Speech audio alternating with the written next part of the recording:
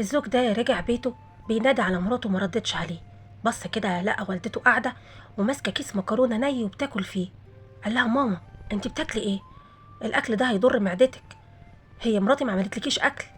فقالت له لا. فاخد منها الكيس وفضل ينادي على مراته، مش موجوده في البيت.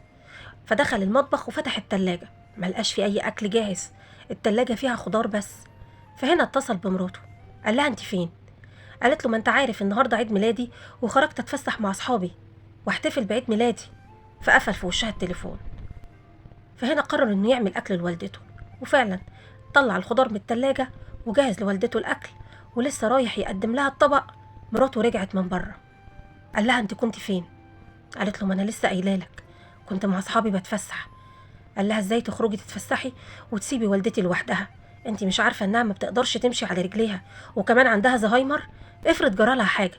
قالت له: مش هيجرالها حاجه، وبعدين انا خرجت وقفلت عليها الباب بالمفتاح.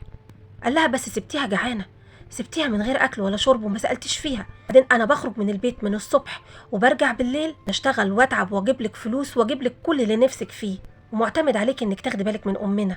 قالت له: امنا؟ لا، دي مش امي، دي امك انت بس، لكن مش امي انا. انا مالي؟ اخد بالي منها ليه؟ والدتك تاخد بالك منها انت، مش انا. فهنا ضربها بالقلم.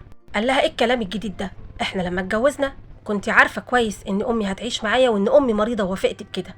من ساعه ما بقيتي تخرجي مع اصحابك ومن يومها وانت اتغيرتي وكلامك اتغير. وقال لها: انت انسانه مش مسؤوله وانسانه انانيه بعيدا عن امي. فين الاكل؟ مش المفروض ارجع من شغلي الاقيكي مجهزه لي الغدا؟ الاقيكي مهتمه بالبيت، كل اهتمامك بنفسك وبس، بتحبي نفسك وبس. المفروض ان احنا اسره واحده، انا اشتغل وانت تاخدي بالك من البيت.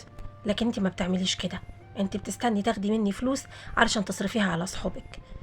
وانا بصراحه ما اقدرش اعيش مع انسانه مستهتره مش قد المسؤوليه.